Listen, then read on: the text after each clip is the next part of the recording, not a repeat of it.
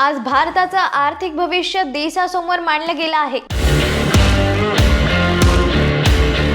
केवळ आकड्यांच्या स्वरूपात नाही, तर अशा दृष्टिकोनातून जो तुमच्या रोजच्या आयुष्याला स्पर्श करतो. तुमचे कर, तुमच्या नोकऱ्या, तुमची बचत, तुमच्या मुलांच्या संधी आणि भारत किती वेगाने पुढे जाणार आहे.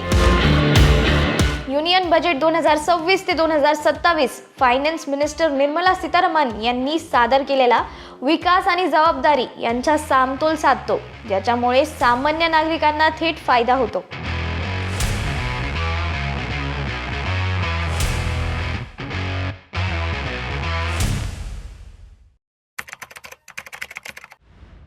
नमस्कार मित्रांनो, मी आहे निकिता दादासाहेब तुपे आणि तुमचं बॉसवाला मराठी चॅनलमध्ये खूप खूप स्वागत आहे. तर आज आपण बोलणार आहोत युनियन बजेट बद्दल आणि तो का महत्त्वाचा आहे. दरवर्षी भारत सरकार केंद्रीय युनियन बजेट सादर करते, जो पुढील आर्थिक वर्षासाठी सरकार पैसे कसे गोळा करणार आणि ते कुठे खर्च करणार हे ठरवतो. हा युनियन बजेट उत्पन्न कर दरांपासून ते सरकारी प्रकल्प, पायाभूत सुविधा, कल्याणकारी योजना यापर्यंत सगळ्यांवरती परिणाम करतो. व्यक्ती, उद्योग, शेतकरी, विद्यार्थी आणि अर्थव्यवस्थेतील प्रत्येक घटकावरती 1 फेब्रुवारी 2026 रोजी सादर झालेला हा अर्थसंकल्प विशेष महत्त्वाचा आहे, कारण की तो जागतिक आर्थिक अनिश्चिततेवरती पार्श्वभूमीवर आणि देशांतर्गत अधिक विकास, रोजगार आणि संधीच्या अपेक्षांमध्ये सादर करण्यात आला आहे. तर पहिला आहे कर प्रणाली. उत्पन्न कर स्लॅबमध्ये कोणताही बदल नाही. सर्वात जास्त अपेक्षित घोषणांपैकी एक उत्पन्न कर स्लॅब आहे. याबाबत अर्थमंत्र्यांनी स्पष्ट केले की जुना कर प्रणाली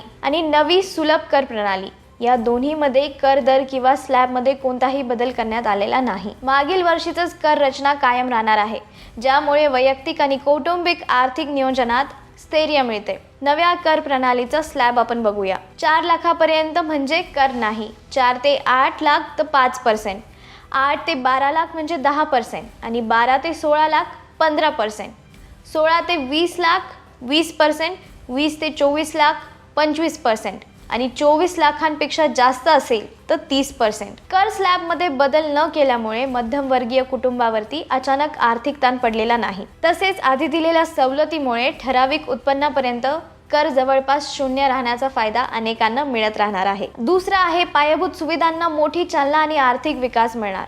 युनियन बजेट 2026 ते 27 मधील मुख्य केंद्रबिंदू म्हणजे पायाभूत सुविधांमधील गुंतवणूक. सरकारने भांडवली खर्च जसे की रेल्वे, रस्ते, बंदरे, सार्वजनिक प्रकल्प यासाठीचा खर्च म्हणजे 12.2 लाख कोटी इतका वाढवलेला आहे, जो मागील वर्षांपेक्षा जवळपास 9% जास्त आहे. यातून भौतिक जोडणी, औद्योगिक कॉरिडॉर आणि शहरी ग्रामीण संपर्क मजबूत करण्यावरती सरकारचा भर स्पष्टपणे दिसतो. हा खर्च रोजगार निर्मिती, उत्पादन क्षेत्रातील चालना, खासगी गुंतवणूक आकर्षित करणे आणि सार्वजनिक सेवा सुधारण्यासाठी अत्यंत महत्त्वाचा आहे. दीर्घकालीन उच्च आर्थिक वाढीसाठी पायाभूत सुविधांमध्ये सातत्याने गुंतवणूक आवश्यक आहे, असा सरकारचा विश्वास यातून दिसतो. तिसरा आहे कनेक्टिव्हिटीवरती भर. रेल्वे, जलमार्ग आणि कॉरिडॉर या अर्थसंकल्पनात 7 हाय स्पीड रेल्वे कॉरिडॉर विकसित करण्याची घोषणा करण्यात आली आहे.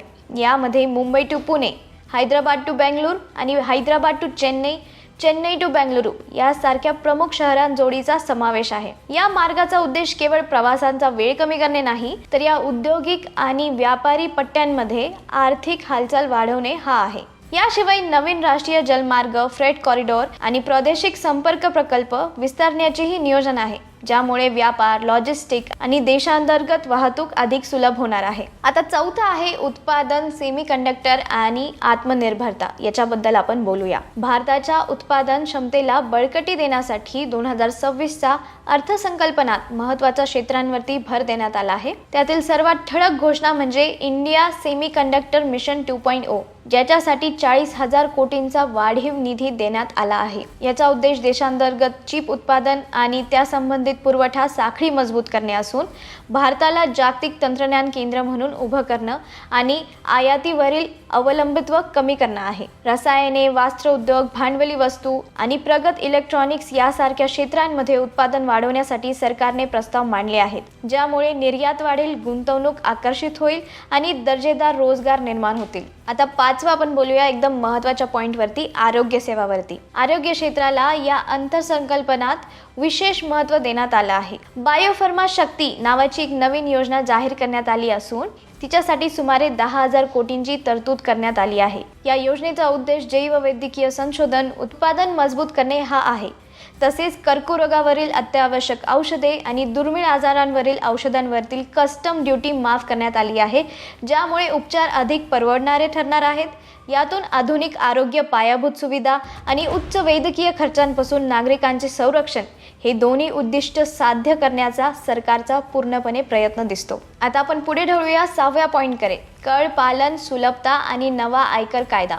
तो काय आहे मी तुम्हाला सांगते. कर भरण्याची प्रक्रिया अधिक सोपी करण्यासाठी नवीन आयकर कायदा 1 एप्रिल 2026 पासून लागू करण्याचा प्रस्ताव आहे.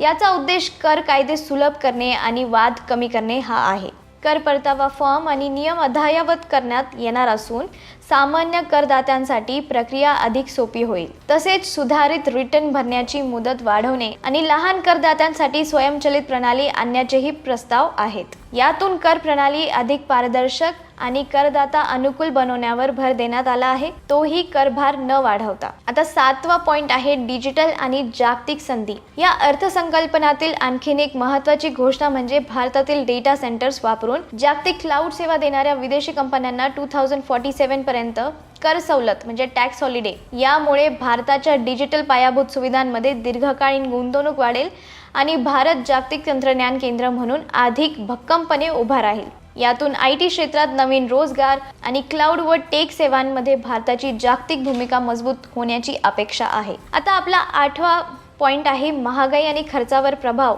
म्हणजे युनियन बजेट 2026 मध्ये घर खर्च आणि व्यवसायाच्या खर्चांवर परिणाम करणाऱ्या काही बदलांची घोषणा केली गेली आहे. काही महत्त्वाचे मुद्दे असे आहे म्हणजे आता चुकीची माहिती दिल्यास दंड कराचा तुम्हाला 100% पर्यंत लागू होऊ शकतो आणि चल संपत्ती न सांगण्यास दंड लागू होणार आहे. म्हणजे व्यक्तीच्या मालमत्तेबाबत पारदर्शकता अधिक कडक केली जाणार आहे. आता अजून एक महत्त्वाची गोष्ट SST वरती म्हणजे सिक्युरिटी ट्रान्झॅक्शन टॅक्स वाढवण्याचा प्रस्ताव केला गेला आहे.